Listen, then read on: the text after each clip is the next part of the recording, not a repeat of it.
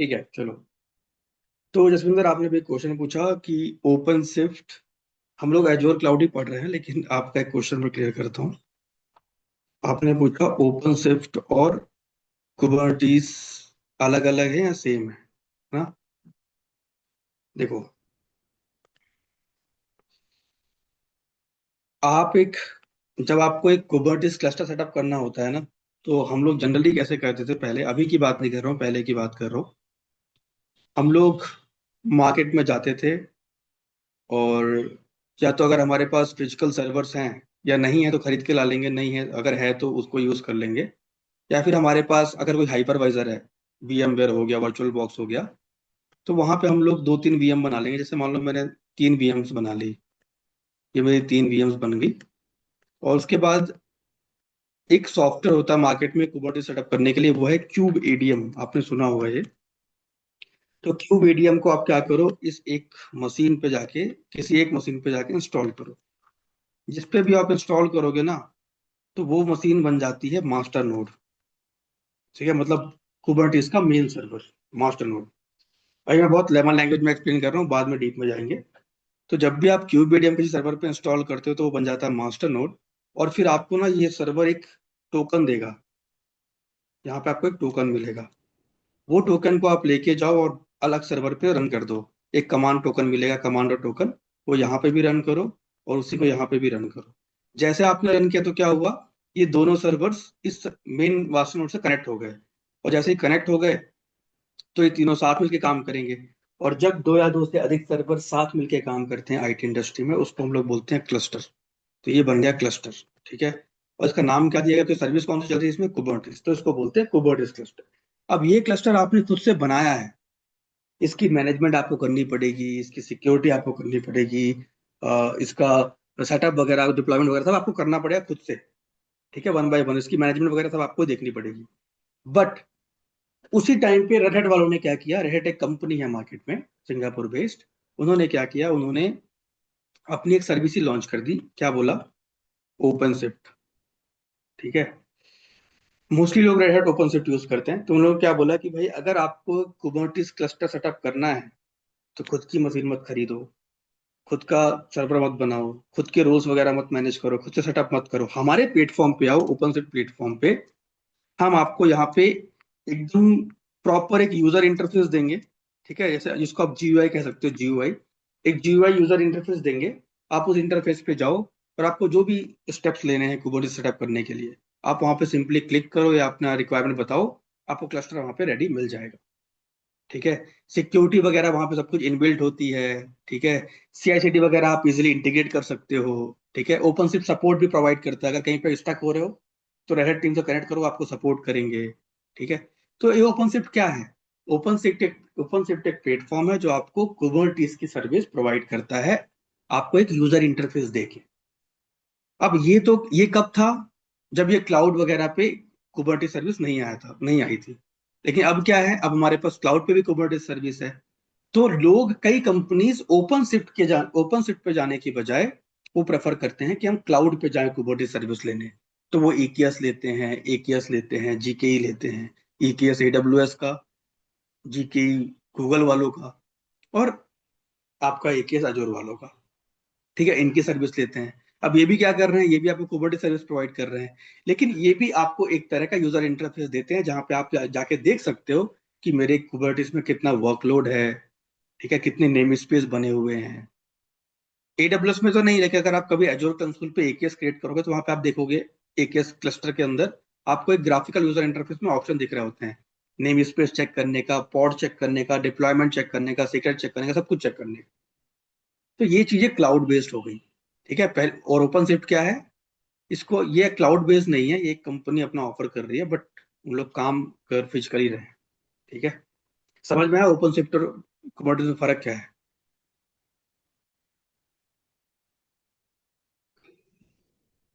वैसा कोई फर्क ही नहीं है, दोनों सेम ही है, बस प्लेटफॉर्म दे रहे हैं अपना। या तो कुबरनेटिस आप खुद से सेटअप कर लो, या फिर जाके ओपन शिफ्ट में यूज कर लो। अगर ओपन शिफ्ट यूज नहीं करोगे तो कोई क्लाउड बेस्ड यूज कर सकते हो। ठीक है, तो जो हम लोग अभी,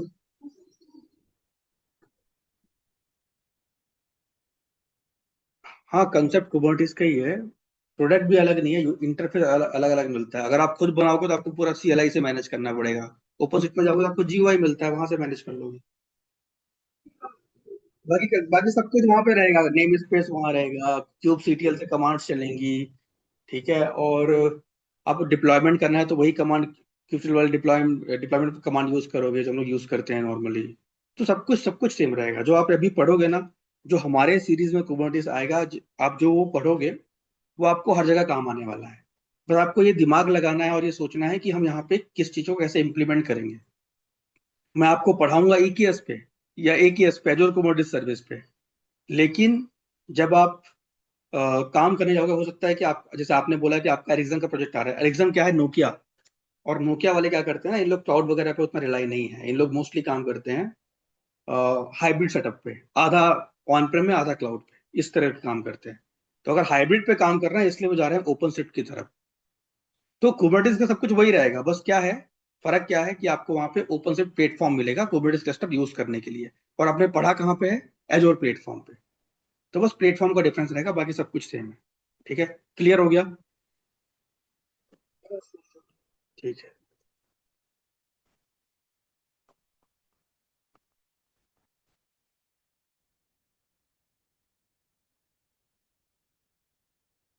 आज हम लोग अब बात करेंगे, हम लोग लोड बैलेंसर ही पढ़ रहे थे। बट लोड बैलेंसर्स पे सब तो हमने बात कर लिया था, बट एक पे बात नहीं कर रहा था, वो था ट्रैफिक मैनेजर। ये ट्रैफिक मैनेजर जो है वो बहुत इंपॉर्टेंट सर्विस है। नॉर्मल रीजनल या नेशनल साइट्स के लिए नहीं, अगर आप किसी global application, global software, global website पे काम कर रहे हो तो आपको बहुत ही ज्यादा यूज आने वाली है सर्विस, ट्रैफिक मैनेजर। ठीक है। ट्रैफिक मैनेजर भी एजोर में काइंड ऑफ लोड बैलेंसर ही कहते हैं इसको। ठीक है। बट कैसे वर्क करता है, क्या इसका मेन एग्जांपल है, या फिर क्या इसका मेन यूज केस है, वो हम लोग आज समझते हैं। तो मैं चलता हूँ पेंट पे और आपको एक्सप्लेन करता हूँ पहले पेंट पे थ्योरी, और फिर आगे करेंगे प्रैक्टिकल।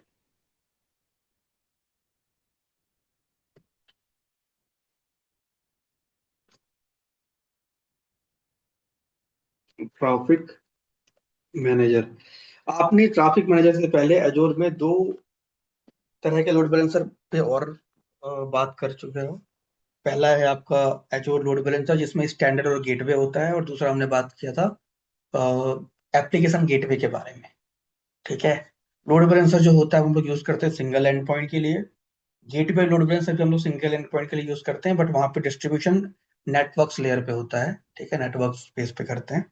दूसरा हमने एप्लीकेशन गेटवे पे बात करी थी। एप्लीकेशन गेटवे क्या होता है? वो वर्क करता है पाथ बेस्ड राउटिंग के लिए। और बैकएंड में अगर आपका कुछ आपको राउट करना है किसी स्पेसिफिक डोमेन पे, या किसी स्पेसिफिक सर्वर पे, या किसी स्पेसिफिक IP पे, आप वो चीजें वहां पे कर सकते हो।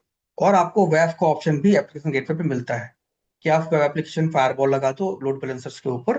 तो जो भी रिक्वेस्ट लोड बैलेंसर्स पे आएगी वो वेब एप्लीकेशन फायरवॉल उसको चेक करेगा, कोई मिसलीनियस रिक्वेस्ट तो नहीं है, प्रॉपर चेकिंग के बाद ही उसको अंदर आने देता है। ठीक है। और आज हम लोग बात करने वाले हैं ट्रैफिक मैनेजर के बारे में। ट्रैफिक मैनेजर क्या है? Traffic manager is DNS based load balancing है ये।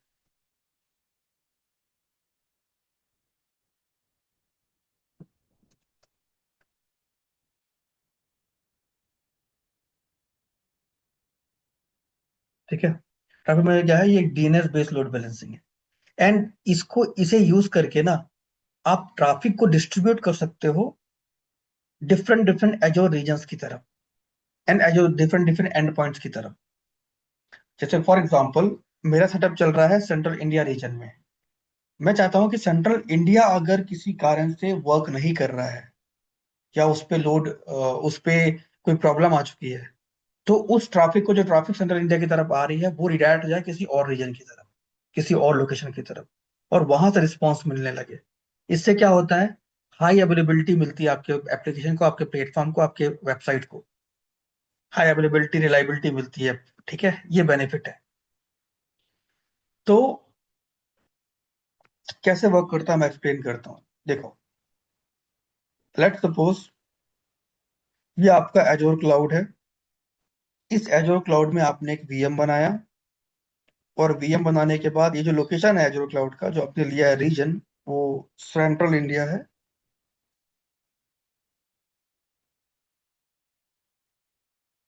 ठीक है। अब सेंट्रल इंडिया में ये आपने एक वीएम बनाया था, और यहाँ पे आपने एक एप्लीकेशन डिप्लॉय कर दी, कोई भी एप्लीकेशन। ये आपका एप्लीकेशन सर्वर है। अब इस एप्लीकेशन पे आपका एक डोमेन लगा हुआ है। ठीक है, आप मतलब आपने इस सर्वर पे डिप्लॉय किया, इससे एक आईपी मिली होगी। आपने वो आईपी लिया और अपने जो डोमेन था abc.com उससे मैप कर दिया। ठीक है। और ये एप्लीकेशन एक ग्लोबल एप्लीकेशन है, वर्ल्ड वाइड लोग यूज करते हैं। तो अब कोई यूएस से हिट कर रहा है, कोई इंडिया से हिट कर रहा है, कोई यूरोप से हिट कर रहा है, ठीक है, हर जगह से लोग हिट कर रहे हैं। अब जब मैं इंडिया से हिट कर रहा हूँ तो क्या हो रहा है, मैंने हिट किया abc.com, तो क्या हो रहा है, रिक्वेस्ट सर्वर पे आई, और यहाँ पे जो भी रिस्पॉन्स होता है वो रिस्पॉन्स एप्लीकेशन सर्वर चेक किया और यूजर को रिस्पॉन्स कर दिया, रिस्पॉन्ड कर दिया। ठीक है। लेकिन अगर कल को ऐसा होता है कि मेरी रिक्वेस्ट इंडिया से नहीं आ रही है, यूएस से आ रही है, तो यूएस से रिक्वेस्ट इंडिया आने में थोड़ा सा दूरी है। ठीक है। तो उसमें टाइम लगेगा रिक्वेस्ट को आने में, मतलब लेटेंसी का फर्क पड़ेगा। तो इसके लिए हम क्या कर सकते हैं, तो हम लोग क्या करते हैं, हाई अवेलेबिलिटी के लिए अपने इस सेटअप को एक रीजन में नहीं रखते, मल्टीपल रीजन में रखते हैं। ठीक है। जैसे हम लोग क्या किए, एक यूएस ईस्ट यूएस पे सेटअप बना दिया हमने। ठीक है। एक बना दिया हमने सिंगापुर में, एक बना दिया हमने यूरोप में, एक बना दिया हमने मिडिल ईस्ट में। तो ऐसे मल्टीपल लोकेशन हमने अपना क्या किया, सेटअप बना दिया, सेम सेटअप जो इंडिया पे था वो सेम सेटअप मल्टीपल लोकेशन बना दिया। अब अगर कोई रिक्वेस्ट यूएस से आएगी ना, तो मैं चाहूंगा कि भाई यूएस से अगर कोई रिक्वेस्ट आ रही है, तो यूएस के पास जो भी नियरेस्ट रीजन हो, उसको उस रीजन से रिस्पॉन्स मिले। ये बहुत सटीक एग्जांपल बैठता है नेटफ्लिक्स के लिए। नेटफ्लिक्स एक ग्लोबल वेब एप्लीकेशन है, ये आप भी यूज करते हो। मैं कनाडा जाऊंगा वहां भी यूज कर सकते हैं। मैं साउथ अमेरिका जाऊं, ब्राजील जाऊं, वहां पे भी यूज कर सकता हूँ, हर जगह नेटफ्लिक्स चलता है। ठीक है। तो नेटफ्लिक्स एक सटीक सटीक एग्जाम्पल है इस सेटअप के लिए, कि आपका जो सेटअप है आपने सेंट्रल इंडिया बेस्ड बनाया था, लेकिन अभी जो यूजर्स हैं वो यूएस से हिट कर रहे हैं, तो उनकी रिक्वेस्ट इंडिया आने की बजाय जो नियरेस्ट रीजन है वहां पे चली जाए। ठीक है। मतलब लोड उस डोमेन पे चला जाए। जैसे आपने देखा होगा, हर हर कंट्री का एक डोमेन होता है। जैसे आपने देखा होगा, amazon.in मतलब इंडिया, amazon.us मतलब अमेरिका, amazon.sg मतलब सिंगापुर। ठीक है। ऐसे हर जगह डोमेन बटा हुआ है। तो ये डोमेन बेस्ड ये क्या कर रहे हैं लोग, ये जो डोमेन बांट बांट के रखे हैं, इसका मतलब ये है कि ये डीएनएस बेस्ड लोड बैलेंसिंग ही कर रहे हैं। कि अगर कोई इंडिया से रिक्वेस्ट करता है, तो उसकी रिक्वेस्ट ट्रैफिक मैनेजर पे जाएगी, और ट्रैफिक मैनेजर डिसाइड करेगा कि भाई इसकी रिक्वेस्ट मुझे कहाँ भेजनी है, तो वो उसकी रिक्वेस्ट को .in पे भेजेगा, नियरेस्ट रीजन पे भेजेगा, इंडिया पे भेजेगा, वो कहीं और नहीं भेजेगा। और अगर कल को खुदा ना खास्ता इंडिया फेल हो जाए, तो आप देखना उसकी रिक्वेस्ट .sg पे जाएगी, सिंगापुर पे। आप अगर इंडिया का डेटा सेंटर फेल हो जाए, आउटेज हो जाए, कोई दिक्कत आ जाए, तो अगर आप उस टाइम पे अगर आप amazon.com कर रहे हो, तो वो .in पे नहीं ले जाएगा, वो ले जाएगा .sg पे, क्योंकि सिंगापुर नियरेस्ट है। ठीक है। और ऐसा कौन कर रहा है, ऐसा कर रहा है आपका ट्रैफिक मैनेजर, जो डीएनएस बेस्ड लोड बैलेंसिंग करता है, कि रिक्वेस्ट समझता है कहाँ से आ रही है, और नियरेस्ट रीजन पे ट्रांसफर कर देता है। ठीक है। और ये भी करता है, ये शेड्यूल भी करता है रिक्वेस्ट को। शेड्यूल मतलब, फॉर एग्जांपल, एक रिक्वेस्ट इंडिया से आ रही है, एक रिक्वेस्ट बांग्लादेश से आ रही है, एक पाकिस्तान से आ रही है। अब पाकिस्तान का एड्रेस ब्लॉक है, बट बांग्लादेश, नेपाल और इंडिया का मतलब जो रिक्वेस्ट है वो इनेबल किया हुआ है इन एप्लीकेशन वालों ने। तो लोगों ने रिक्वेस्ट करी, लोगों ने मतलब डोमेन सर्च किया, हिट किया डोमेन को। अब रिक्वेस्ट तीन डिफरेंट डिफरेंट लोकेशन से आ रही है, और तीनों का जो ओरिजिन है वो एक ही ओरिजिन है, वो है सेंट्रल इंडिया, जहाँ पे रीजन पे वो चीज चल रही है। तो अब ना ये ट्रैफिक मैनेजर जी करता है कि किसकी रिक्वेस्ट को पहले आने दूं, किसको बाद में आने दूं। ठीक है। और किसको क्यू पे रखना है, किसको पहले रिस्पॉन्स करना है, ये सारा डिसीजन ट्रैफिक मैनेजर ही लेता है। ठीक है। इस तरीके से ट्रैफिक मैनेजर पूरा वर्क करता है। समझ में आया ट्रैफिक मैनेजर के बारे में? कोई डाउट आ रहा है तो बताओ। तो this is the traffic manager basically. High availability के लिए यूज करते हैं, परफॉर्मेंस इंप्रूव करने के लिए यूज करते हैं, ठीक है, फ्लेक्सिबिलिटी के लिए यूज करते हैं। तो इन सारे कामों के लिए हम लोग ट्रैफिक मैनेजर को यूज करते हैं। और इसका कुछ राउटिंग मेथड भी है, ठीक है। ये प्रियोरिटी बेस्ड राउटिंग करता है, अभी समझाऊंगा वो क्या होता है। बट जो मेन इसका यूज केस वो यही है, बेनिफिट यही है, हाई अवेलेबिलिटी के लिए, परफॉर्मेंस इंप्रूव करने के लिए और फ्लेक्सिबिलिटी, ठीक है। इससे हाई अवेलेबिलिटी के लिए मतलब कैसे, जैसे ट्रैफिक मैनेजर क्या करता है कि अगर आपको अपना एप्लीकेशन हमेशा अवेलेबल रखना है, अब अवेलेबल कैसे हो पा रहा है, मैंने बताया ना, इंडिया कभी फेल हो गया तो उसको क्या करेगा कहीं और भेज देगा, वो हाई अवेलेबिलिटी है। परफॉर्मेंस इंप्रूव कैसे कर रहा है, वो ट्रैफिक को जो मोस्ट रिस्पॉन्सिव होगा, आपकी तरफ से आवाज आ रही है, कौन है?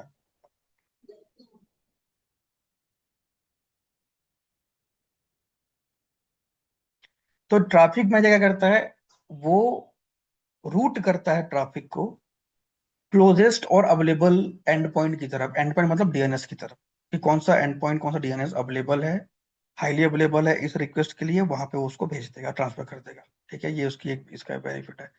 तीसरा जो है वो फ्लेक्सिबिलिटी मिलती है आपको ट्रैफिक मैनेजर, वो क्या है कि ये सपोर्ट करता है मल्टीपल ट्रैफिक राउटिंग मेथड, ठीक है। जैसे मैंने बताया था आपको अभी कि यहाँ पे ट्रैफिक राउटिंग मेथड बहुत सारे हैं, जैसे एक प्रियोरिटी है, एक वेटेड है, परफॉर्मेंस बेस पे भी राउटिंग करता है ये, जियोग्राफिक है, सबनेट बेस पे भी करता है, और मल्टी वैल्यू पे भी करता है। ये चीजें क्या होती हैं अभी आगे बात करेंगे, लेकिन इतना समझ लो कि अगर आपको हाई अवेलेबिलिटी के लिए एक लोड बैलेंसर क्रिएट करना है तो traffic manager will be perfect. जब आप ग्लोबल एप्लीकेशन पे काम कर रहे हो, नॉर्मल के लिए तो आप नॉर्मल लोड बैलेंसर यूज कर सकते हो, ठीक है। अभी करते हैं प्रैक्टिकल, उससे पहले मैं आपका एक्सप्लेन कर भी देता हूँ इसके जो राउटिंग मेथड्स हैं, ये किन किन राउटिंग मेथड पे काम करते हैं।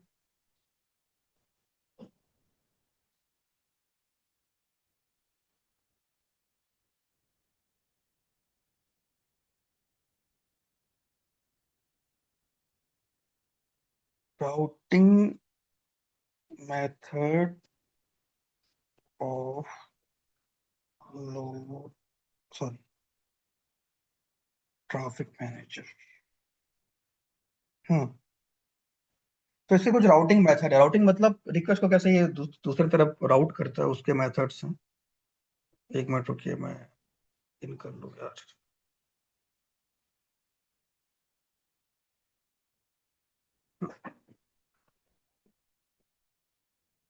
एक मिनट में ऑफिस लॉगिन कर रहा हूँ, सिर्फ एक सेकेंड।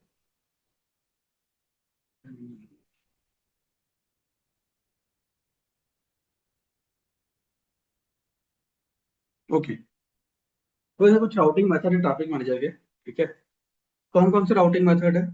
सबसे पहला है priority based routing method, priority, priority. Priority मतलब क्या कि सबसे पहले ये प्रियोरिटी डिसाइड करता है, जो भी रिक्वेस्ट आती है उसकी प्रियोरिटी सेट करता है, ठीक है। कि ये जो जैसे मान लो अभी मेरे पास 10:01 हो रहे हैं, इस टाइम किसी ने रिक्वेस्ट किया, ठीक है, मतलब हिट किया मेरे डोमेन को, तो सबसे पहले ये क्या करेगा, चेक करेगा कि भाई कौन सा एंड पॉइंट अवेलेबल है, कौन सा डीएनएस अवेलेबल है, और कहाँ की तरफ इसको रिक्वेस्ट को भेजूं मैं, कौन सा नियर बाई लोकेशन है इसके लिए, वहां पे भेजेगा। और उसके बाद वो माइंड में पहले से ही, मतलब माइंड में सॉरी, मतलब पहले से ही उसने एक प्योरिटी डिजाइन कर ली है कि सबसे पहले यहाँ भेजूंगा, अगर ये वाला फेल हुआ, अगर यहाँ पे रिस्पॉन्स नहीं हो पाया, यहाँ पे दिक्कत है, तो फिर सेकंड पे भेजेगा और फिर थर्ड पे भेजेगा। इस तरीके से वर्क करता है ये, ठीक है। प्रायोरिटी सेट कर लेता है पहले से ही कि जो रिक्वेस्ट आ रही है उसको पहले मुझे कहाँ सेट करना है, कहाँ सेंड करना है।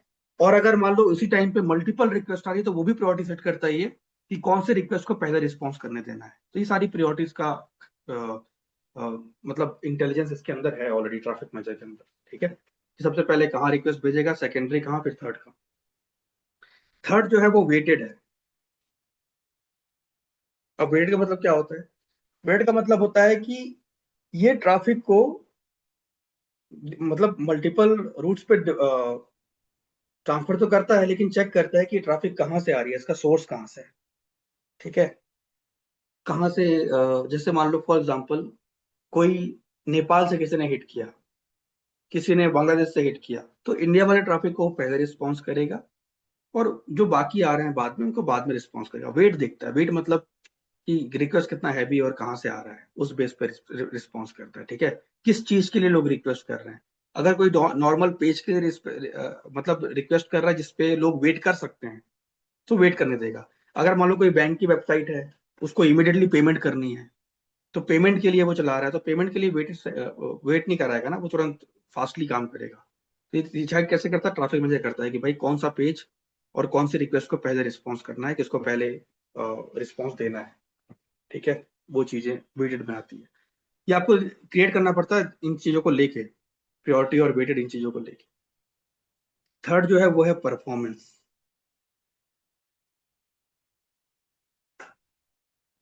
ठीक है, what is the performance based routing. Performance based routing का मतलब होता है कि लो लेटेंसी, ये इसमें हम लो लेटेंसी को प्रेफरेंस देते हैं। लो लेटेंसी का मतलब होता है कि कोई भी साइट खुलने में टाइम ना लगे। ठीक है, मतलब जैसे मान लो फॉर एग्जांपल, मैंने बताया यूएस से किसी ने रिक्वेस्ट हिट किया। अब यूएस से रिक्वेस्ट हिट करने के बाद उसकी रिक्वेस्ट इंडिया में लेके आओ, ये सही नहीं है। तो ट्रैफिक मैनेजर क्या करता है, उसकी रिक्वेस्ट को कोई पास का जो लोकेशन होगा वहां पे ट्रांसफर कर देगा कि भाई उसको यहाँ से रिप्लाई कर देना, क्योंकि वो यूएस से आ रहा है। जैसे फॉर एग्जांपल, यूएस में हमारा सेटअप यूएस में नहीं लगा, लेकिन कनाडा में लगा हुआ है, तो यूएस से कनाडा पास है, तो उसकी रिक्वेस्ट कनाडा वाले डेटा सेंटर में आएगा, कनाडा वाले सर्वर में आएगा, और वहां से रिस्पॉन्स होगा, इंडिया तक नहीं आने देगा। वो भी इसके परफॉर्मेंस में आता है वो चीजें। ठीक है, सेकंड जो इनका राउटिंग मेथड, सॉरी, अगला जो राउटिंग मेथड है वो है जियोग्राफिक। ठीक है, जियोग्राफिक का मतलब होता है सेम चीज, लोकेशन, कि किस लोकेशन से यूजर आ रहा है उस लोकेशन पे ट्रांसफर कर दो। ठीक है, अगर वहां पे नहीं है तो किसी पास वाले लोकेशन पे ट्रांसफर कर दो। ये चीजें जियोग्राफिक में आती है।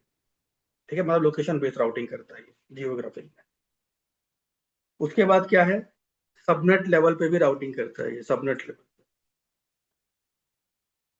सबनेट लेवल मतलब यूजर किस रेंज, उसकी आईपी रेंज क्या है, किस आईपी रेंज से आ रहा है।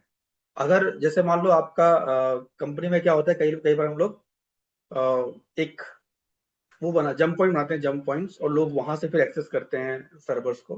ठीक है, या फिर जैसे आपने सुना होगा एक बैशन हाउस का कंसेप्ट, कि बैशन हाउस बनाते हैं, वहां पे लोग लॉग इन करते हैं, एक नेटवर्क पे आते हैं, फिर उस नेटवर्क के बेस पे जाके सर्वर को लॉग इन करते हैं। तो अगर जैसे मान लो फॉर एग्जांपल किसी का एक सबनेट बना हुआ है, आपने सबनेट बनाया हुआ है, उसका रेंज है 172.30.0.0/16। अब अगर किसी यूजर की आईपी है 172, या किसी सर्वर की आईपी है जो रिक्वेस्ट आ रही है उसकी आईपी है 30.0.0/16, अगर इस तरह की आईपी से रिक्वेस्ट आ रहा है, सॉरी 24, अगर इस तरह की आईपी लेके रिक्वेस्ट आ रहा है, मतलब इस आईपी के रेंज से रिक्वेस्ट आ रही है, या इस आईपी इस सबनेट में बनी चीजों से रिक्वेस्ट आ रही है, तो उनको पहले रिस्पॉन्स कर देगा। सबनेट लेवल राउटिंग भी ये करता है। ठीक है, अगर सबनेट लेवल राउटिंग मतलब उस नेटवर्क से रिलेटेड रिक्वेस्ट आ रही सर्वर की तरफ, तो उनको पहले रिस्पॉन्स करेगा, उनको प्रायोरिटी देगा, ये उनको रिस्पॉन्स करेगा। ठीक है, उसके बाद जो लास्ट है वो है multi value, multi value routing policy. Multi value routing policy क्या है, मल्टी वैल्यू राउटिंग पॉलिसी का मतलब होता है कोई कहीं से भी रिक्वेस्ट करे, एक सिंगल डीएनएस पे रिक्वेस्ट आएगी, और वो फिर वो प्रॉपरली रिस्पॉन्स करेगा। जैसे फ्रंट पेज होता है ना, फ्रंट पेज खुलता है, वो सिंगल डीएनएस पे खुलता है। जैसे अगर मैं बात करूं facebook.com की, तो उसके मल्टीपल डोमेन आपको देखने को मिलेंगे। कई लोग fb.com सर्च करते हैं तो खुल जाता है। ठीक है, कई लोग सिर्फ फेसबुक डालते हैं तो खुल जाता है, और कई कई जगह फेसबुक के आइकन्स लगे होते हैं वेबसाइट प्लेटफॉर्म से, आप वहां पे क्लिक करते हो तो वो ओपन हो जाता है। तो ये कैसे हो पा रहा है, लोगों ने तो अलग अलग यूआरएल्स को यूज करके एक्सेस किया, बट खुल गया एक ही प्लेटफॉर्म। तो ये सारे बैकएंड में कनेक्टेड होते हैं। तो जब आपको मल्टीपल आपकी यूआरएल्स हो, मल्टीपल डीएनएस हो, बट आपको रिस्पॉन्स एक डोमेन से करना हो, तो आप वहां पे मल्टी वैल्यू यूज करते हो। ये है पूरे यहाँ पे ट्रैफिक मैनेजर्स के राउटिंग मेथड। अब आप जिनको लेके क्रिएट करोगे आपका ये सर्विस, वो उस लेवल पे काम करना स्टार्ट कर देगा। क्रिएट पे क्लिक करो, यहाँ पे सिंपली पूछता है आपसे सब्सक्रिप्शन, उसके बाद रिसोर्स ग्रुप, तो सेंट्रल आरजी है, मैं सेंट्रल आरजी ले लेता हूँ। इंस्टेंस डिटेल, नेम, मैंने बोला टेस्ट ट्रैफिक मैनेजर इंस्टेंस, या इंस्टेंस नहीं, एलबी मतलब लोड बैलेंसर। अब यहाँ पे पूछा राउटिंग मेथड कौन सा चाहिए, परफॉर्मेंस बेस पे क्रिएट करना है, वेटेड। अब ये जो चीज है ना, ये आपको या तो आपका क्लाइंट बताएगा, या ये आपको आपका टीएल या मैनेजर बताएगा कि आपको कैसे क्रिएट करना है। ये आपके हाथ में नहीं, आप कुछ भी लेके क्रिएट नहीं कर सकते। लेकिन हाँ, अगर आप एक सॉल्यूशन आर्किटेक्ट हो, आपका एक लेवल है कंपनी में, आप बहुत टाइम से कंपनी में हो, तो उस केस में आपको खुद भी डिसाइड करना पड़ता है कि कौन सा लेके क्रिएट करें। उसके लिए आपको यूज केस समझना पड़ेगा यूजर का, ग्लोबल साइट है कि नॉर्मल साइट है। ट्रैफिक मैनेजर का यूज हर कोई नहीं करता, बहुत रेयर केस में लोग यूज करते हैं। तो it's totally up to you कि आपको कौन सा यूज करना है। यार ये नाम क्यों नहीं दे रहा है? The profile name must be composed letter, number and hyphen and its length must okay लिया। उसके बाद राउटिंग मेथड, परफॉर्मेंस जो भी आपको देना आप ले सकते हो। उसके बाद नेक्स्ट करो,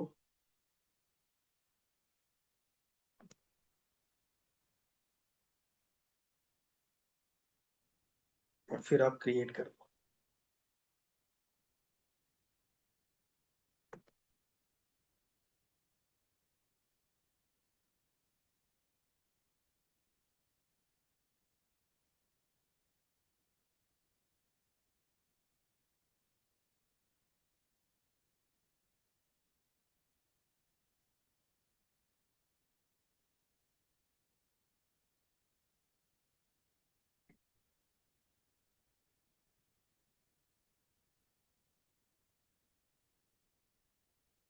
ये देखो ये बन के रेडी है। सेटिंग्स पे जाना है, रियल यूजर मेजरमेंट करना है। ठीक है, एक यहाँ से की जनरेट होगी और उसके थ्रू, जैसे मैं करके दिखाता हूँ।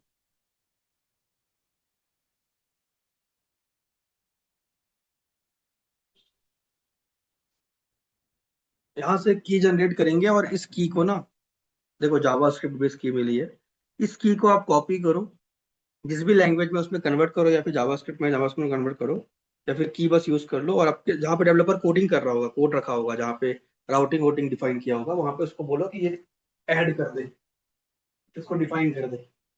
तो वो उस चीज से वहां से ये चीजें फैच करके आपका लोड बैलेंसिंग करना स्टार्ट करेगा। ठीक है, ट्रैफिक व्यू भी आपको यहाँ पे मिलता है। ये पूरा आपको फ्लो दिखाएगा कैसे रिक्वेस्ट, अभी देखो अभी तो कुछ है नहीं तो दिखेगा नहीं। अभी हम लोग आगे करेंगे, एक प्रोजेक्ट करेंगे जहाँ पर ट्रैफिक मैनेजर का यूज आएगा, तो आप देख पाओगे कि यहाँ पे ना पूरा दिखता है ट्रैफिक, कहाँ से रिक्वेस्ट आई थी, कहाँ गई, कैसे गई, पूरा फ्लो चार्ट दिखेगा आपको यहाँ एज अ GUI, पूरा व्यू दिखता है। फिर आप यहाँ पे एक एंड पॉइंट भी ऐड कर सकते हो।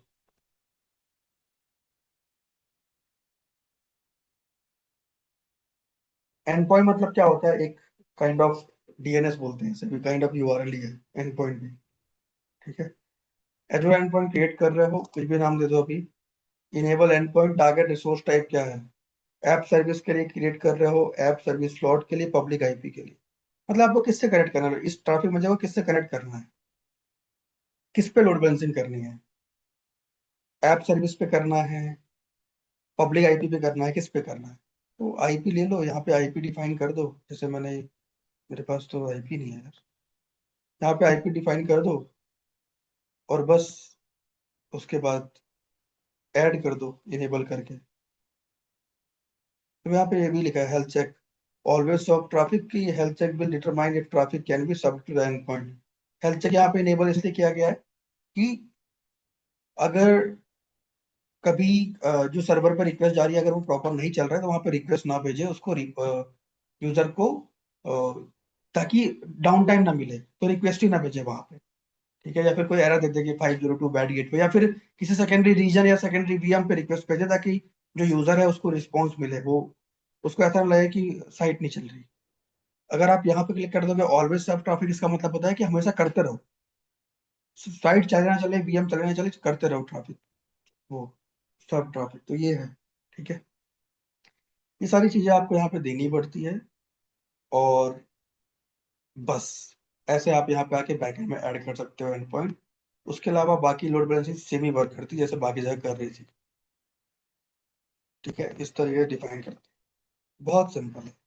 क्रिएट करो, एंड पॉइंट में जाओ, बैकएंड अटैच कर दो, ट्रैफिक व्यू में जाओ, जाके पूरा व्यू चेक कर लो कैसे वर्क कर रहा है। यूजर का मेजरमेंट भी कर सकते हो, उसके लिए डेवलपर को बोल के कोड वगैरह ऐड करना पड़ता है। ठीक है, ये की वगैरह यूज करनी पड़ती है, वो हम लोग आगे भी प्रैक्टिकल है हमारा, एक हम लोग करेंगे एक प्रोजेक्ट, वहां देखेंगे। अब देखो मॉनिटर वगैरह सब कुछ इनएक्टिव है, एक्टिव कर सकते हो। राउटिंग मेथड दिखा रहा है, परफॉर्मेंस है, ये डीएनएस में मिल रहा है आपको। मतलब अगर आप इसको कॉपी करके हिट करोगे तो क्या होगा, इसके बैकएंड में जो भी सर्वर है, जो भी चीज लगी होगी वो खुल जाएगा। तो ये उसका डीएनएस हो गया। ठीक है, और अगर आपको उसको डोमेन में मैप करना है, तो कैसे करोगे, इसे कॉपी करो और डोमेन लेके xyz.com उससे मैप कर दो। तो ये सारी चीजें आप यहाँ पे कर सकते ट्रैफिक मैनेजर में। बहुत ही सिंपल है, बट यूजफुल है। आपसे लगता है इंटरव्यू में कोई क्वेश्चन भी ना करें लोग ट्रैफिक मैनेजर के बारे में, क्योंकि लोग नहीं पूछते, लोग मोस्टली पूछते हैं एप्लीकेशन गेटवे और लोड बैलेंसर के बारे में। लेकिन अगर कभी क्वेश्चन करें तो पता होना चाहिए, और जब भी आप इंडस्ट्री में काम करने जाओ तो वहां पे ये चीजों को आप एक्सप्लेन कर पाओ, या इन चीजों को इन चीजों पे एग्जैक्टली काम कर पाओ, क्योंकि इंडस्ट्री यूज करती है, लोग करे ना करे इंडस्ट्री यूज करती है। मतलब इंटरव्यूअर पूछे ना पूछे, बट इंडस्ट्री में जब जाओगे तो यूज करना पड़ सकता है। मैं अभी रीड कर रहा हूँ, थोड़ा महंगी सर्विस है ये। तो इस तरीके से हमने लोड बैलेंसर पे बात करी, एप्लीकेशन गेटवे पे हमने बात किया, लोड बैलेंसर पे जो दो तरह के होते हैं, गेटवे और स्टैंडर्ड। इसको डिलीट कर देना आप जिसके अंदर सारी चीजें। उसके बाद ट्रैफिक मैनेजर पे हमने बात किया, हमने बात किया एप्लीकेशन गेटवे पे, ठीक है, इन सब पे हमने बात कर ली। एक और सर्विस यहाँ पे है एजोर front door, but front door जो है वो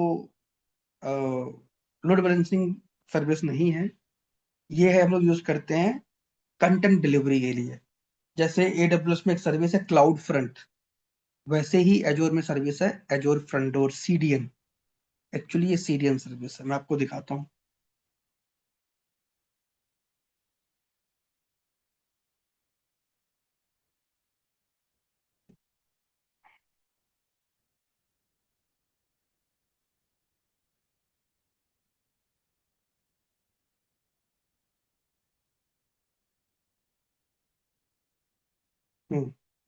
ये देखो, ये है फ्रंट डोर, और फ्रंट डोर को उन्होंने क्या किया, लोड बैलेंसिंग वाले सर्विस के पेज में ही दे दिया ऑप्शन।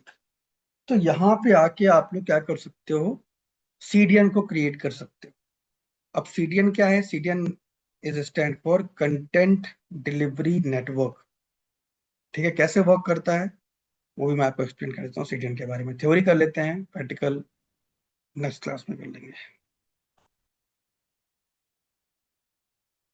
देखो, क्यों क्रिएट करते हैं सीडीएन, और सीडीएन है क्या, समझाता हूँ मैं।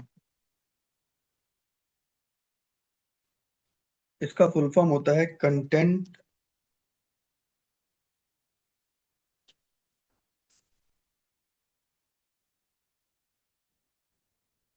एक सेकेंड रुको, मुझे कॉल।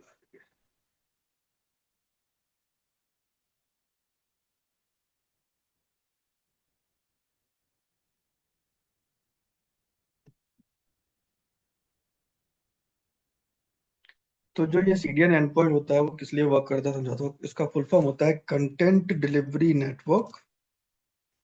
और ये यूज किस लिए करते हैं, यूज इसलिए करते हैं, जैसे लेट्स सपोज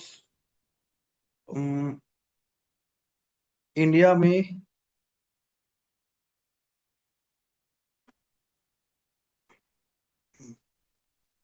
इंडिया में बैंगलोर के इंदिरा नगर में एक छोटा सा बुटीक खुला हुआ है। ठीक है, ये एक बुटीक है जो इंडियन ट्रेडिशनल ड्रेसेस को सेल करते हैं, कुर्ता पजामा साड़ी, ये सारी चीजें।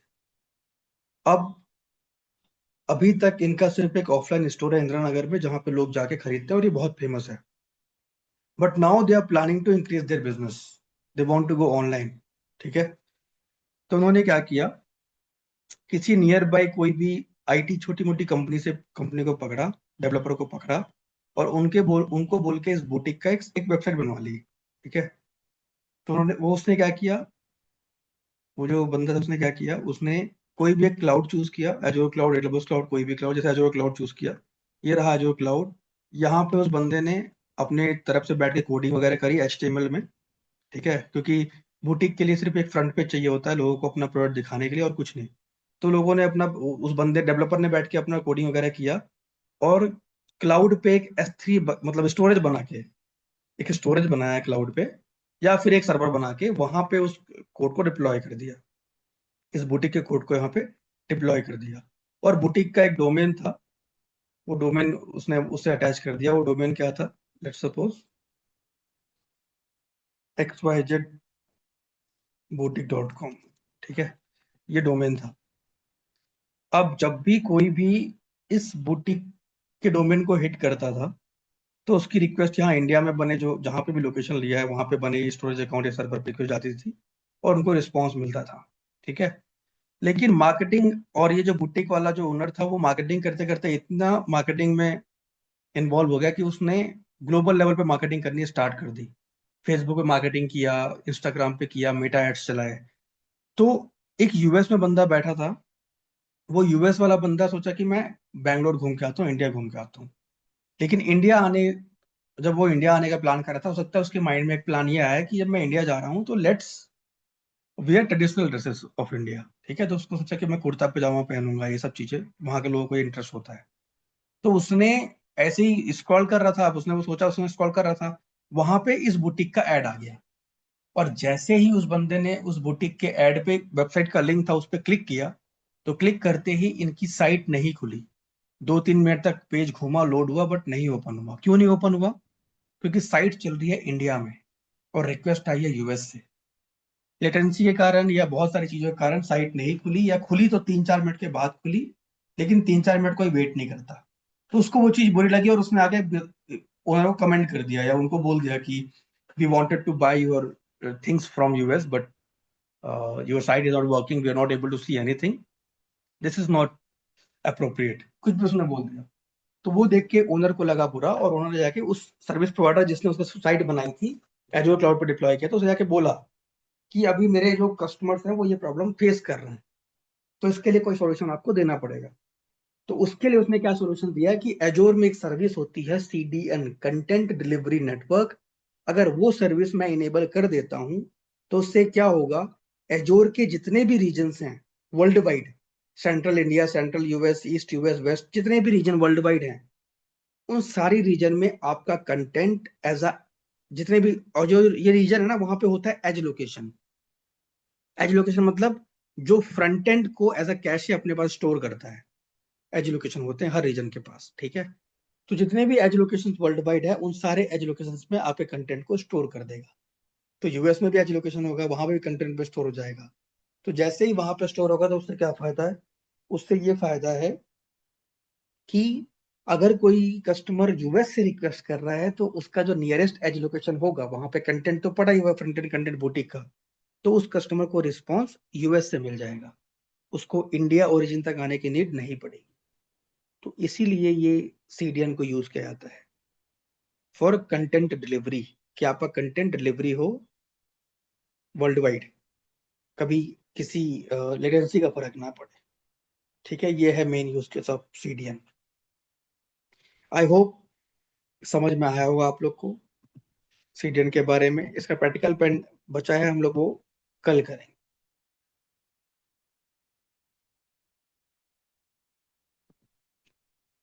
कोई क्वेश्चन है आप लोग का?